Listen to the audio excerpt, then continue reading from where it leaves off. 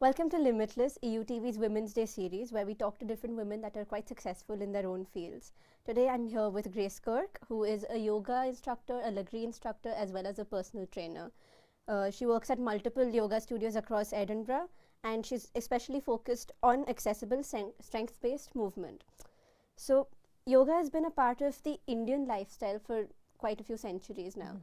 But what was it that pushed you to take it up? I started yoga when I was at university, so when I just began, so maybe about 10 years ago now. And really I just started because I was quite stressed with moving out and, coming to a different city. So I just started doing yoga because I'd heard really good things about it, and a few of my friends were going and things like this. And I just really enjoyed it. I really enjoyed like the mindfulness element of it and feeling quite safe and held in a space with someone else kind of guiding you through movements and breath. And then it just kind of continued from there. Started to visit a bit more different studios and kind of branch out a little bit from the little gym that I was in. And yes, and then a university society started, so I started getting involved with them. Okay. And then it just kind of kept being a big part of my life. Now you create, obviously I'm one of your students. Yes. So I've seen how you create different sequences every few weeks. You've got a different, inspiration behind what goes on in class. So what goes into planning that practice, especially when you've got people of different skill set? Yeah, it's always tricky. That's the most time that I spend. Like the classes are just like 1 hour or 45 minutes, so the most time is spent planning them. And that's why I use them for, at least a week or maybe 2, sometimes 3 with gentle flow, because you want people to get to know the movements and things like this. So what goes into planning it, I usually will take inspiration from either a particular asana, a particular posture, or a particular teaching in one of the many ancient texts. So it could be like the yamas, the niyamas, maybe the koshas, things like this. And then I will take that as my inspiration for then beginning to plan a class. And I have to go through the movements myself and see how, builds from there. No, because I've found, obviously I've done both your regular flow and your gentle flow, and there's obviously a different method into planning those as well. Your focus is, like I said, on strength-based movement. Yes. So why do you think that is important in yoga practice? And in yours in particular? Yes, good question.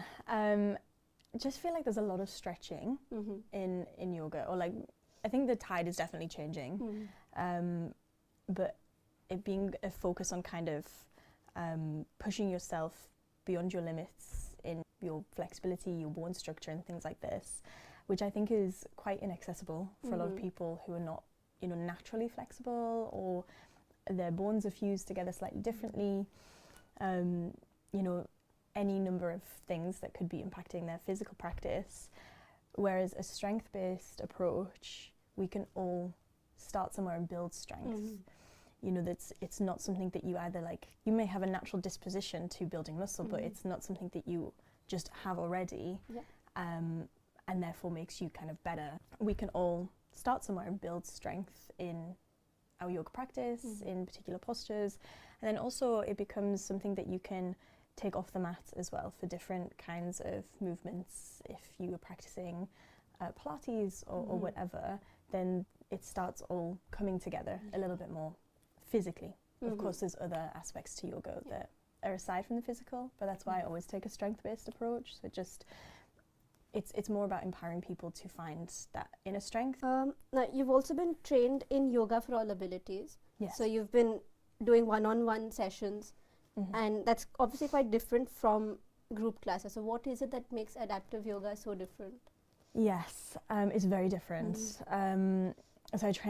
when I trained, it was yoga for the special child is what it was called, and recently it has kind of modernized. It's the Sonia Suma method. So she kind of had a child in the 80s in Brazil who was Down syndrome and received very little support, and created this method because she was a big yoga practitioner at the time. So created this method to better support her child, and then it grew from there. so I did that training a couple of years ago now.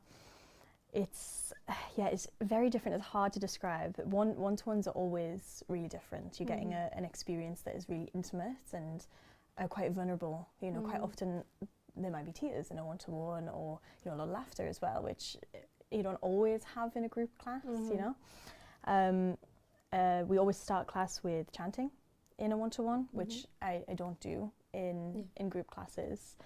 So we always start with chanting. It's a very nice kind of calming vibration for the body, which will help people kind of settle in to the space. And then there's breath work and eye exercises as well to encourage people to have kind of better control over that eye contact. And then we start the asana process. It's all touching. So like I will be there the entire time, supporting them through each movement, and that's obviously case by case. Some clients like to be able to hold themselves, and I will maybe support when they're balancing or like taking those first steps towards a low lunge or something like this. But for the clients that are need a little bit more support, we never lose that contact through the body, so they know that I'm always there. We worked with people who are non-verbal and completely immobile. If you lose that contact, there can be that moment of, am I alone in this practice? And there's that reminder that there's a practitioner always there to support you.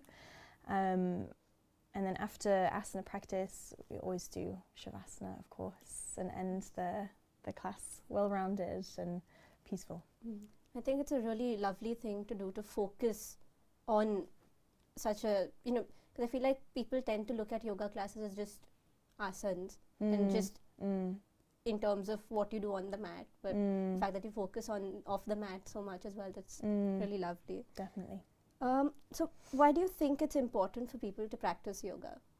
For a number of reasons. It is a really well-rounded experience, I feel, because you are, of course, getting that physical practice, but there's the breath element, which, quite often people are breathing through their mouth, and breathing through your nose in and out is a much more kind of efficient way of breathing, and a lot of people maybe don't realize that, and it can have implications of how your jaw is structured and things like this.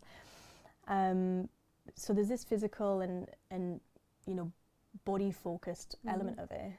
I feel like it's really kind of transformative for your mental well-being as well, which won't come as a surprise that I say this, because everyone thinks this, and if you really love yoga then you think this as well.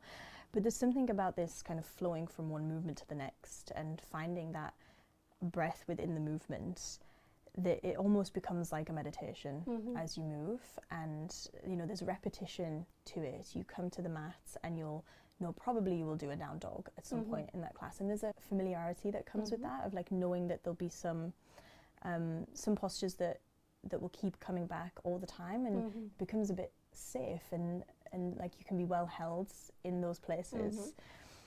So this is what I feel is important to consider when you're entering into starting yoga, is kind of the intention that you're arriving with. If you arrive with that intention that, okay, some practices physically may not be as challenging as I desired that day, but what other benefits am I getting? I'm feeling my breath, I'm feeling a little bit more peace, my shoulders are slowly lowering down, I feel a bit more open, instead of just wanting to come and sweat and move, and embodying the entire practice. Your classes, like I said, I have experienced myself, they vary from super intense, your Tuesday flows, to the gentle flow. Do you have a favorite pace to practice at? This is a good question. For me, myself, or for yourself? Teaching? Yeah. For myself, I do like an intense practice. And that's not to say like really quick. I like long holds, really like long holds. Because I used to practice Ashtanga many moons ago. It was very quick, and that's what I really enjoyed it. And there was an element of being pushed and finding different places that your body can go. I got injured, so I started to like take it back a bit, and those long holds, you find the intensity within just being still, and that's of course main aspect of moving in yoga is to move towards that stillness, mind and body. So I love an intense practice that is full of big long holds. Yeah, and you also quite enjoy torturing yes. your students. I do a few long holds myself, teaching. Oh God, Tuesday flows are just... I know.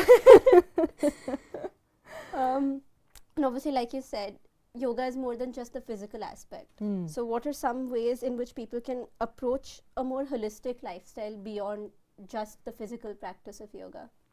I think it's actively choosing to kind of reflect after you step off the mat. So reflect on your actions towards others, your narrative towards yourself as well. Like if you're in a practice and you're finding it challenging, then ensuring the narrative is something that is kind of positive, that you're just here, you made it here, and if you don't get into this posture, no big deal, you know? And then taking that to other people that you meet also. So embodying those principles and that are external and internal of how you treat others, how you want to be presented towards others, and ensuring that your practice isn't surface level, like trying to just go a little bit deeper and reflect on how you're presenting yourself, what you're giving out to the world. Obviously, you've done a number of hours of training. You've got like over 200 hours of training in one type of yoga, and then you do extra for other different variations as well. So how much effort goes into training to be a yoga instructor, and what should one do if they wish to take that step as well?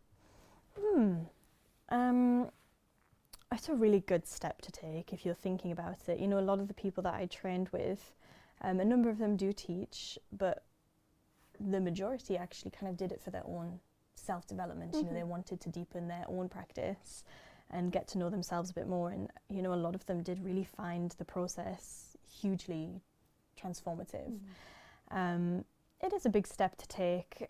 I think you really have to kind of know what you're buying into, because be aware that there's, you know,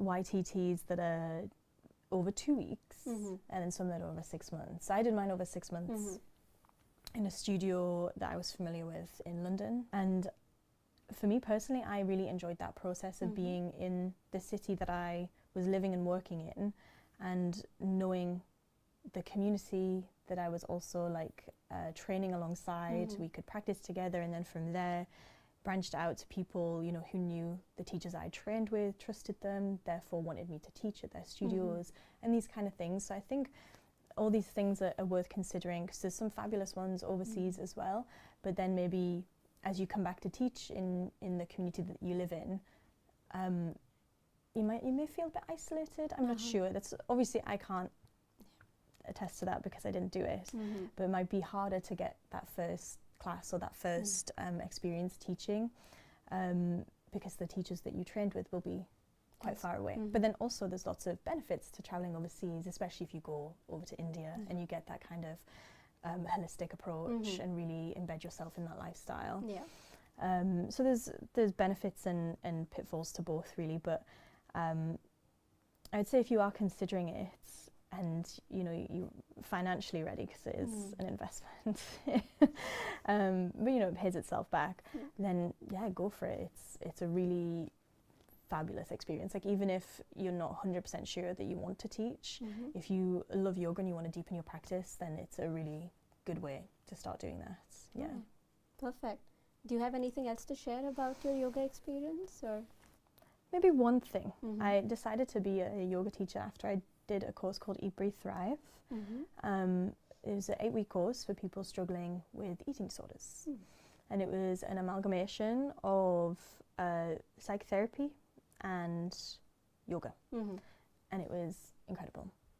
It really changed everything about the way that I thought about myself and thought about my practice. And from doing that, I wanted to be a yoga teacher from there on out. And just wanted to mention, because they're a fabulous organisation, they do a lot of good around the world. Thank you so much for joining me today. This is Grace. Please go to some of her classes. Like I said, she will torture you, but it's worth it. It's very worth it. Yes. Thank you so much. Thank you.